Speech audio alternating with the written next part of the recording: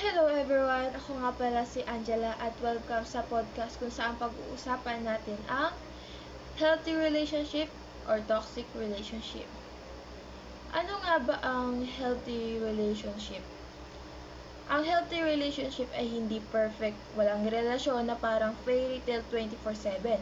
Pero ang healthy relationship ay may respeto, trust, communication, and support. At sa toxic relationship naman, ito na ang medyo masakit pero kailangan pag-usapan to. Ang toxic relationship ay yung after mong kausapin yung tao, pagod ka kahit wala kang ginagawa. Here's the sign of toxic relationship.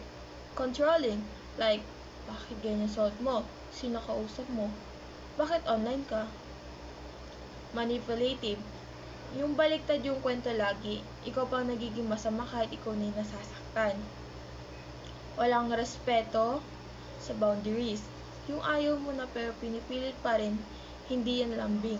Green flag yan. Constant stress. Kapag madalas kang umiyak kaysa tumawa, yung sabihin nun, hindi na healthy yon. Healthy versus toxic relationship comparison. Sa healthy relationship, ayan yung may peace of mind, may respeto, may growth, at may tiwala.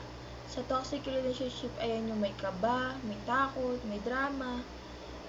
Yung mapapatanong ka lagi sa sarili mo kung ikaw ba ang problema. Paano malalaman kung healthy o toxic na? Tanongin mo yung sarili mo. Mas nagiging confident ba ako? Mas insecure? Safe ba ako magsabi ng nararamdaman ko? May respeto ba kahit may disagreement? Masaya ba ako o lagi akong stressed? Kung mas maraming hindi kaysa oo, baka panahon mo na para mag-isip-isip. Love should not hurt you constantly. Normal lang naman yung mag-away. Normal lang din yung tampuhan. Pero hindi normal yung takot, control, or emotional stress. Sa relasyon ay dapat tahanan, hindi training ground ng trauma. At ayan mga kapodcast, sana mas napalinaw ngayon kung ano ang healthy relationship at kung ano ang toxic relationship.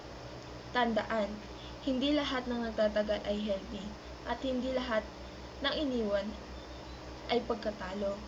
Piliin mo ang relasyon na nagbibigay ng peace, respect, at growth. Hindi yung kailangan mo pang i-justify kung bakit ka nasasaktan.